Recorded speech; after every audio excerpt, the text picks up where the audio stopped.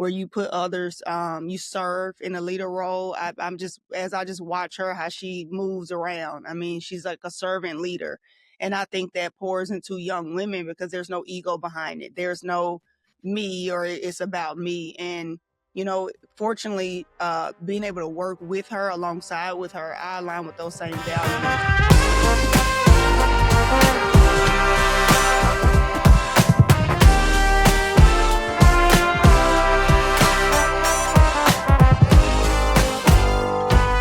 On today's episode of the Left Hash Call, we are joined by a former All-American at LSU, a first-round WNBA draftee, and now a key member of the Iowa women's basketball coaching staff. From Flowood, Mississippi to the hardwoods of the SEC, our guest brings a wealth of knowledge, leadership, and culture building experience to every stop in her journey. I am so excited for our guest. Please welcome to the show assistant women's basketball coach at the University of Iowa, Lasondra Barrett. How are you today, Coach? I'm doing good. I'm doing really good. Just got moved in officially. I'm still waiting on some furniture to come, but officially here in Iowa City, so I'm excited. Yeah, we're so excited to have you. I'm an Iowa native, Okay. and I've followed the Hawkeyes my whole life, and obviously within the past few years, I've become a pretty large women's basketball fan for sure. But how has this experience been like, moving to Iowa City, coming and getting the job in Iowa City, and everything that's around that? I mean, it was a whirlwind of a May for me. I guess just from the transition to my head coach retiring to being able to get on the phone a couple times with Coach Jan, and then being able to come on campus and being able to see like this beautiful community. All the support, met a lot of great people here from administration to just on campus. So I mean, it's been a lot, as far as just being busy, but it's been really fun. It's been very exciting. And I tell you, like, it's some special people here in Iowa City for sure. Absolutely. What was it about, the Iowa women's basketball program and Coach, Jen Jensen that really drew you in to Yeah. coming to Iowa City?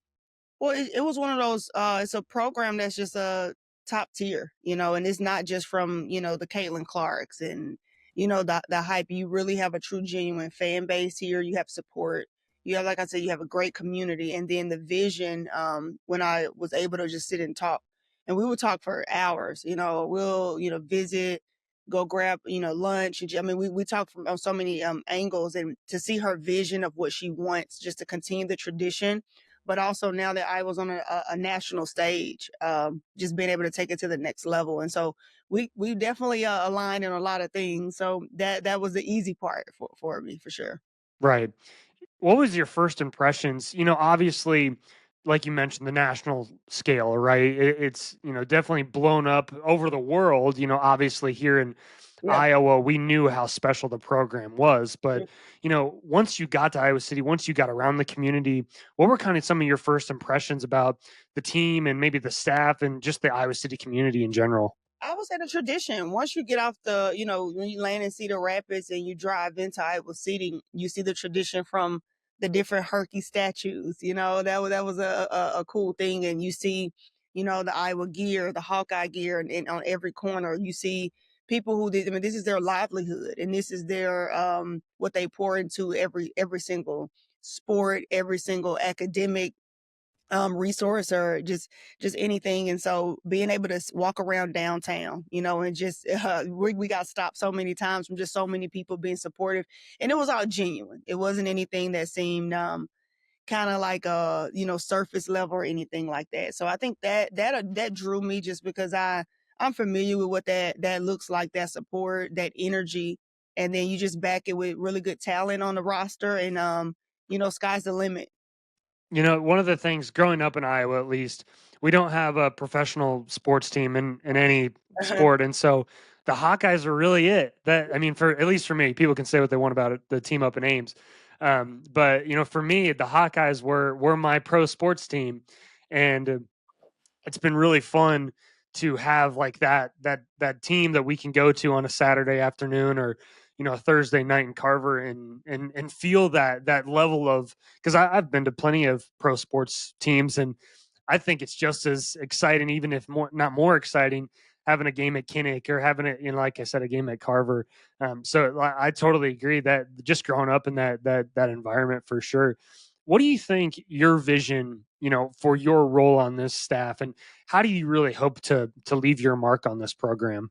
Yeah, well, I think first I'm gonna say it's already a well-oiled machine, so there's not anything me individually would do to, as far as to change anything. My role here is to really just help and advance it. It's really to help continue that well-oiled machine, continue to bring a national promise here, to be able to recruit nationally. I think I mean, we talk to recruits that may be overseas and they know the Iowa brand, that Hawkeye. I mean, that reigns, right? So when you're able to have that, you can not only just recruit Iowa, the Midwest, but you can go on a national, maybe even global stage. And I think that's something that I know this community, because it's so rich in tradition. I mean, that's a brand, like when you see the Dallas Cowboy star, you know that Right. anywhere. And just to be able to get Iowa to that level, which you see other, prominent universities have that tradition. My role here is to just continue to enhance it, and then just follow the vision of Coach Jan.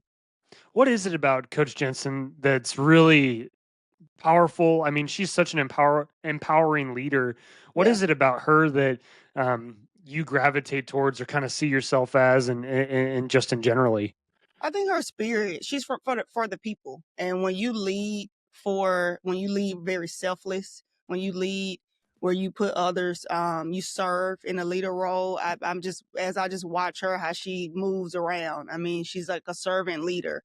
And I think that pours into young women because there's no ego behind it. There's no me, or it's about me. And, fortunately, being able to work with her, alongside with her, I align with those same values. You're here for the university, for these student athletes, and I think she does it from a very humble, great leadership role. And so when you have someone like that, a lot of their decision making, a lot of things, that the way that they run their program is going to be from that spirit. And you can't say that about a lot of head coaches. So for her to be able to have that, and also be the lead for us, it's a great person to follow. It's a great just energy to follow. Yeah. Well, I'm really looking forward to this coming season, and seeing how the team grows and connects, and everything that you have to bring as well. But I want to talk about you. Okay. You grew up in Mississippi. What was that, experience like, and how did your high school experience kind of shape you as a competitor? So it was a really good experience, just because, I mean, similarities to Iowa, Mississippi's a rural state, it's small. And so you kind of have this underdog in you. You're from there. You're not the big states that you're surrounded by, but you see it. You're aware, and you grow up just in this kind of blue collar. You really do. And I think it just molded me to be able to compete and be able to have that foundation. And then as I began to play and realize you're good, you're like, oh, I'm pretty good. Then you realize you can play on a different stage. You just didn't have the platform. And so it's had some similarities there. But it was fortunately, was able to take me to be able to play, at every level, in this game. And I don't, change it for anything in the world. I think just I have humble beginnings growing up in the South, especially in a state like Mississippi. But know where you come from, and also know where you're going. Yeah, I mean, you mentioned being pretty good. I'd say you're more than that. Being a McDonald's All American, winning Yeah. a couple of state championships. What was that run like in high school? I can imagine that was a pretty special, moment for you to be able to have that platform to kind of put your high school on the map during that time. Yeah. Well, my high school was probably one of the better high schools in the state. I would say, just it had really a lot of rich tradition, and so that drew me to that high school for sure. And I played for a really old school coach that she was a hard nose. She didn't mess around. So we knew discipline at a very young age. And then I'll say, once I got on a stage in high school where I was able to play for a Nike team, and people were able to see me as a late bloomer, it's like, hey, where's this kid come from? And so just out of working, I didn't, McDonald's was not in my dream. It just was something that I was like, oh wow, I'm good enough to make that team. So a lot of it, I didn't really expect it to come to me. I'm blessed that it did. And so being able to just see those, like I said, humble beginnings of just coming in, working hard, and then you see that, oh, I'm one of the top in the country. That was a fun time for me for sure. What was that recruiting process like? Because obviously you end up at LSU, and I want to talk a little bit more about that. But how did that, end up how did that process come about? I can imagine that being a highly recruited player like yourself, LSU was definitely, one of the top programs at the time. What was that experience like?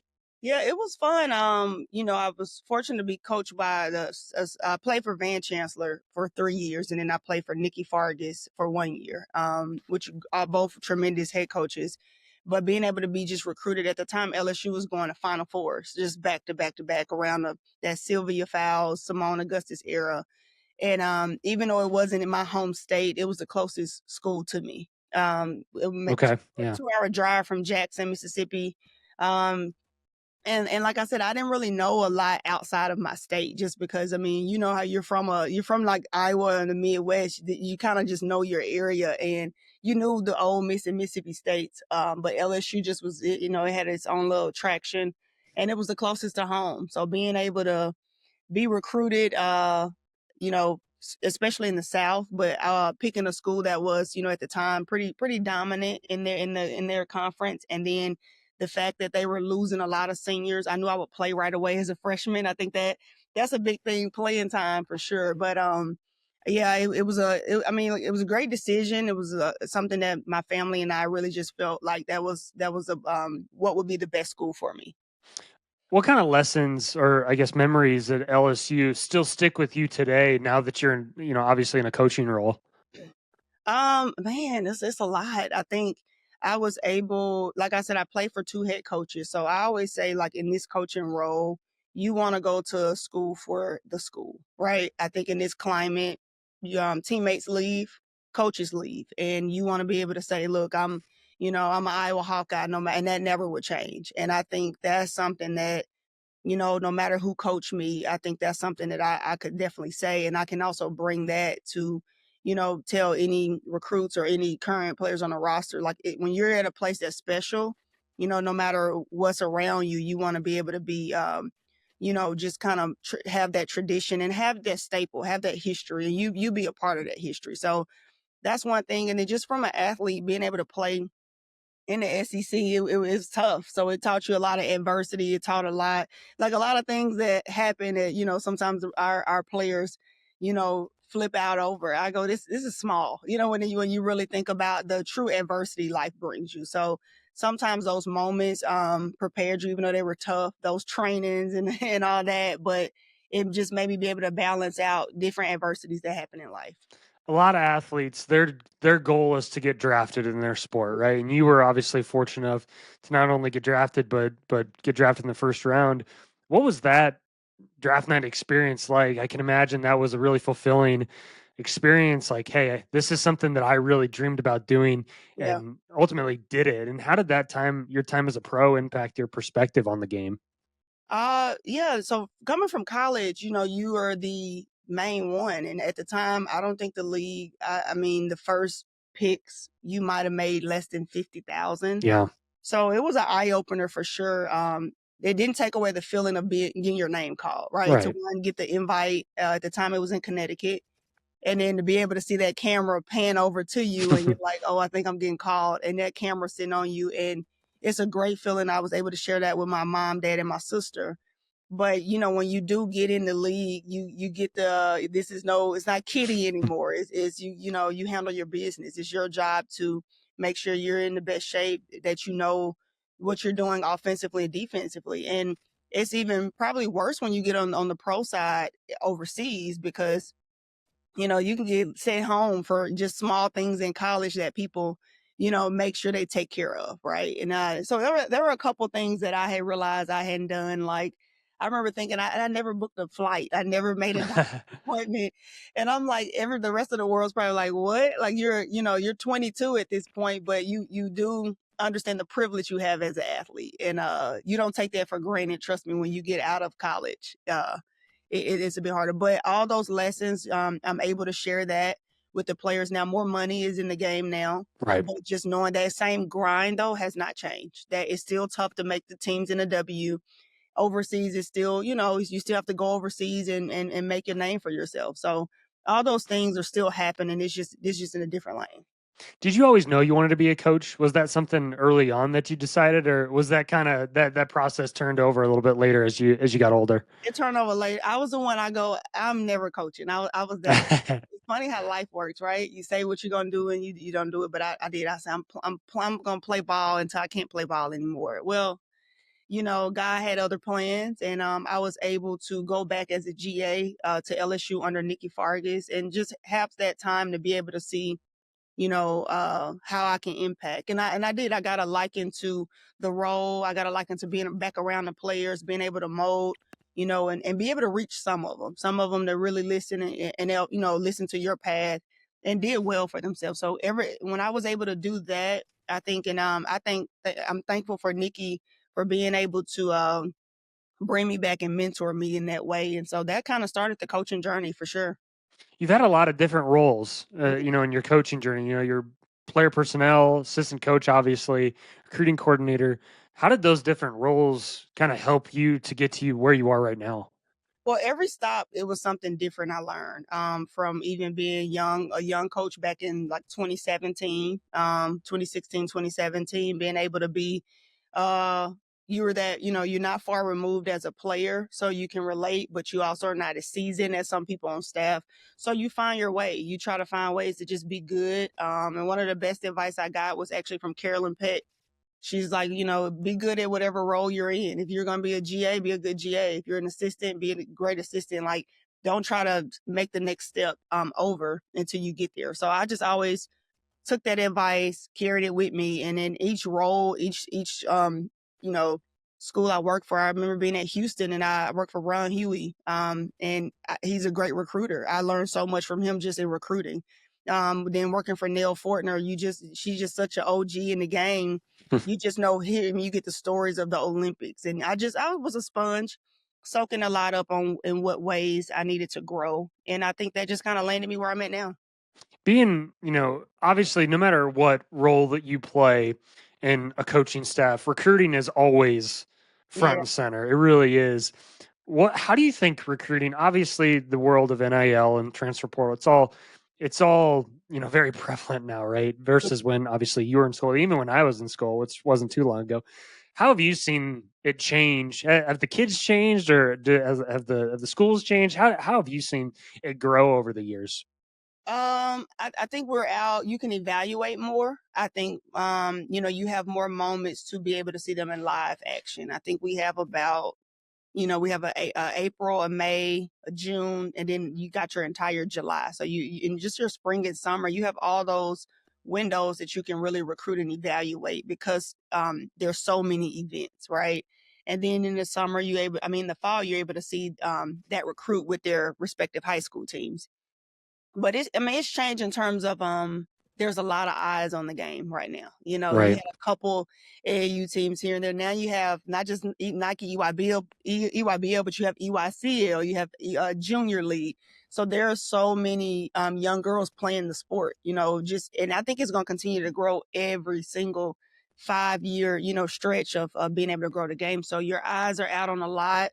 The international game it's coming. The international game is Yeah. really coming in terms of players being able to see how, the model we did in the US, and you got some really good talent in Europe and Australia, uh, just all around Africa. You can find, just some top players out of there, Canada. So it's a huge range. You just have to maneuver it and kind of section it off for what you want. Yeah. How would you maybe describe your coaching style, your coaching philosophy? If you could just put it into a sentence or a word, what would you describe that as? I think I'm a player's coach. I mean, I try to give, tough love in terms of I'm there for you. Like I'm there, got your back, as long as you holding your end of the bargain and pushing through and working hard. I think there's nothing, the relatable piece is big for me because I find myself, I strive off really good relationships and that connection. And I think I get my, just my give back from this game of being able to see pour into a young woman and be able to see her graduate and like, man, you're like a grown woman now from when you came in at 18. So I'm pretty laid back, but like I said, I'm just more of a relational player relational coach. You mentioned, obviously they see the Tiger Hawk that, I have on, and obviously on there you go, the coffee mug, right? The Obviously recruiting that logo Mhm. is incredible because now it's a worldwide brand now, obviously in the women's basketball world. What's recruiting that Iowa logo, or, recruiting with that Iowa logo on your chest been like so far? Yeah, it's pretty crazy. And I can imagine. Yeah. but in a good way though. I Right. remember, I'll tell you a funny story. I was checking into my hotel and it was late. Oh man, like maybe 11 o'clock. I'm in between cities trying to recruit, and like five girls ran up and they're like, "Do you know Caitlin Clark?" And I just based off my backpack, like literally, Yeah. and it was late at night, and you just always have to, when you have that brand, you're gonna attract everybody. You're gonna attract Yeah. parents. You're gonna attract young girls. You're gonna attract people who never watch women's basketball, but they know Iowa because they know the history, and so they just associate, and it makes them tune in. So it's always good to be able to be in the gym. You get all the eyes on you, and so having that is a beautiful thing. If especially if you can market it the right way. What is the diversity and the representation within women's basketball, mean to you personally? Because it didn't always used to be that way. We weren't, women's basketball wasn't always getting, the recognition that it deserved. Obviously, Iowa women's basketball and Caitlin Clark had a lot to do with that. But, now you're seeing, you know, little boys now like Mm, wearing women's basketball jerseys. Like you never have yeah. seen that before. What is that, like I said, the diversity and representation within this sport mean to you now? It means a lot. I think that being able to see that, I think is just mind blowing because you know us in the women's basketball community, we felt that way all the time. We've been feeling this, we've been knowing this Right. for years, but now that the world has caught up and they're like, hey, these women, these young ladies, these girls, they can ball, they can hoop. It just, even though I wasn't around during the NIL part, I love to see the players reaping the benefits of what this game is supposed to be. Just because, I mean, I know people now they're like, I just love watching the women. I don't even tune in for the men anymore. And then Seriously. I men mean, that's men saying it like they just love because you still have the essence of basketball, right? And you still have the entertainment part. And then I think they're shocked at how much the women compete. yeah. Women may be more competitive than men in some situations. So, but I'm telling you, I love the trajectory of what the game is doing. When I play, you only had maybe one or two schools that did it every year, right? And it got kind of old. Hmm. This school, then it'd be that school. Now it's anybody. Every school can play, and that's what makes it great on a national stage. How do you think, the recent rise and maybe not recent rise, but the consistent rise over time, how does that affect this next generation of women's basketball, and not only women's basketball, but women leaders, Yeah. through the game? It just puts you on a platform. I think you got to know that in this day and age, you have a platform. No matter what school you can attend Iowa, you can go somewhere else, but you have a platform, and it's going to change because you want to be able to take advantage of it in the right way. Like I think now that the social media presence is huge. There's more money in the game. Um, there's more eyes on it. Players are getting paid now. What are you going to do with your platform? Are you going to just take it and just be cool with it for 4 years, or you're going to take it and try to like reach or create other avenues for women's sports? So that's going to be interesting to see because now these athletes are brands, so they can really tap into if what other hobbies that they like, right? I could be a really good basketball player, but I like to cook. How Hmm. do I, balance both? Whereas when we played, it was, yeah, you might like to cook, but you just need to be at practice. Right. So I think that's going to be the next wave and interesting thing of how the platforms shake out with these athletes. How do you go about empowering that next generation? Because obviously, you as a leader and a figure in the community, how do you continue to be, you know um, a mentor to these young women within the game? Well, just helping them tap into what they're good at. I think, Yeah. growing up, you're told if you're tall, if you're athletic, you need to play sports. And not saying that, people don't love sports, but you can play it, but you might have another passion just as great or if not greater. And you're on a stage where everybody that plays at Iowa might not make it to the WNBA. But how can you impact your city? You might can open up a business in Iowa City, and that platform, you've taken that and created something else with it. So that's my biggest thing with them now. It's just like, okay, what else do you like to do? Right? You play ball, but who are you? And once you get into that, they're figuring it out, right? They're 18, between 18 and 22. They don't know. But my role is just to really help them tap into that, right? So Yeah. those are things that we didn't have, and I think paying it forward and opening their eyes to it, you'll be shocked about what other interests people have outside of basketball. Yeah. Last question here. I always like to ask coaches at the end, what advice would you give to young women hoping to, whether it's a young player right now or a young coach looking to coach, at the college level? I would say find you a lane and be really good at it, right?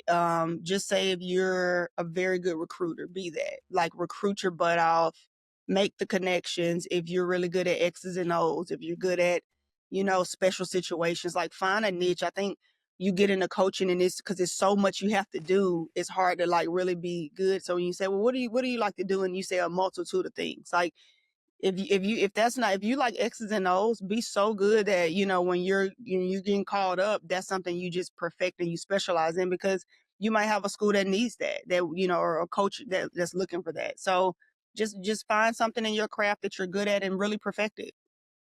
Perfect. Thank you so much, Coach. I really appreciate you coming on the show, sharing your advice, and I'm so excited for this next season of Iowa women's basketball. And I'll be sure to be at a few games this year and cheering you guys on. Absolutely. And I can't wait to meet you in person, but I appreciate the time. Absolutely. Thanks, Coach. All right, thank you. Thank you for listening to the Left Hash Call. For more episodes, you can go to Spotify, YouTube, or Apple Podcasts. And be sure to follow us on Instagram, TikTok, or Twitter, and even Facebook if you're into that. And I would really appreciate you subscribing, following, or just continue to listen. We'll see you next time. Peace.